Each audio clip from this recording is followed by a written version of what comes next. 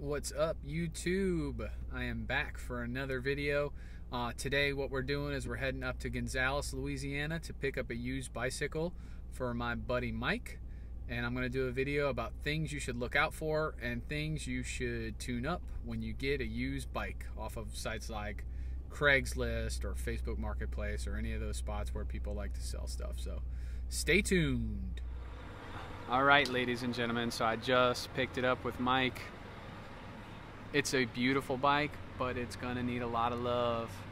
I don't know if you can really see it, but it was definitely owned by somebody who rode it a lot and was not as meticulous as me. I mean, even the seat's bent, but it's okay because we're getting rid of all the contact points. We're gonna tune it up, clean it up, and it's gonna be super sweet. Good morning, YouTube. It's a new day, and we're about to get cracking on this Trek Roscoe 7. But before we get into it, I want to show y'all a little bit more about the bike and how much I'm going to be doing today. It's going to be a long day, but it's going to be very worth it. So from a general standoff, you can tell that this is a quality bike. You know, it looks really, really good. It has modern geometry and all that good stuff. But let me get up close and show you some of the things I got to get into today. So the drivetrain, although it's in good shape, just has a few tweaks I need to take care of. Notice the dork disc is still present and it's like off center. It's like it broke itself loose and it's just wobbling around in there. The cassette is very dirty. But even dirtier than that are these jockey wheels, which have months of caked up residue on them. That has to go.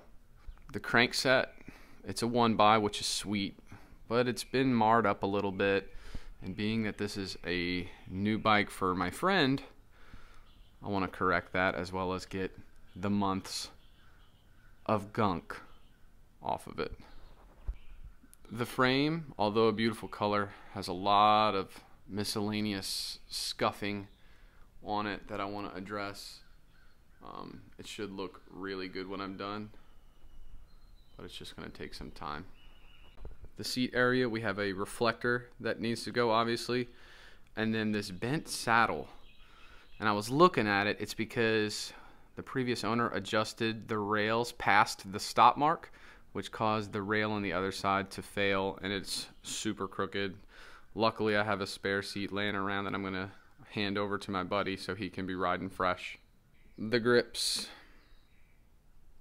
I don't think I need to say much about this. I mean, you could tell this is a problem. Those are getting replaced. The previous owner of the bicycle referred to these as BMX style foot pegs. These are Odyssey twisted plastic pedals, and they are completely inappropriate for a mountain bike. The bike comes equipped with a RockShox Judy, which is a good fork, but it also needs to be treated properly. Again, months of gunk and mistreatment, but I'm going to correct that. I have the right chemicals for it. The previous owner was using a trunk rack, an inexpensive one, that let this fork leg just rest on the car to the point that the paint just kind of got rubbed off the fork leg. I'm going to try to correct that as well today. So I've got my work cut out for me. There's a lot of things to check already on a used bike, but one that's been partially neglected for the past few months, it's going to take even more. So yeah, pray for me. Here's just some of the things I have lined up for today's job. You'll see I have new contact points up high that are going to go on the bike, as well as some chemicals and some paint that I'm going to be using. You are going to notice that I have some car detailing products. I have a history in car detailing, and I like to use certain things from that industry to work on bikes, especially when it comes to bringing back paint and removing scuffs and stuff like that. Other than that, you'll see a couple products by WPL. They're a non-toxic lubricant company for bicycles. I'm a big fan of that because I like to work barehanded, so I'm not really trying to get toxins on my skin. And other than that, you'll see that C3 ceramic lube by Muc-Off. I just think it's the best dry lube out there for mountain bikes.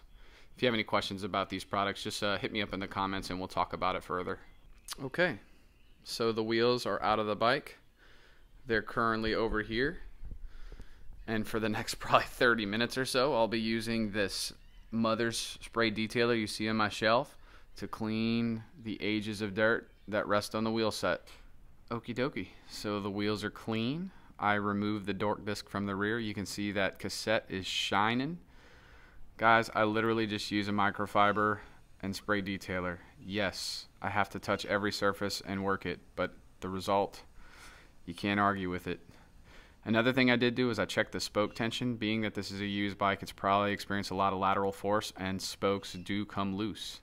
So we definitely want to make sure that we don't get a taco on our first ride out. And yeah, that rear wheel took about 3/4 of a turn on every spoke. So I would consider that pretty loose, but now we're good to go. So guys and gals, same thing.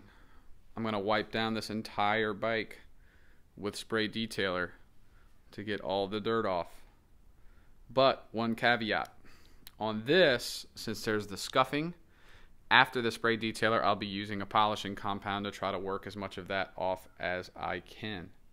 In the meantime, the chain will be inside of the ultrasonic cleanser, getting all of the dirt shaken off of it. See those jockey wheels? I actually removed them from the derailleur and cleaned them by hand. There is not a speck of dirt left on them. In fact, most of the dirt is on the ground. All down here. Chunks. Chunks and chunks. The chain is somewhere in that murky bath water down there. I ran it through here 3 times with hot water and dish soap. Next I'm going to dry it off so it can be lubed up later.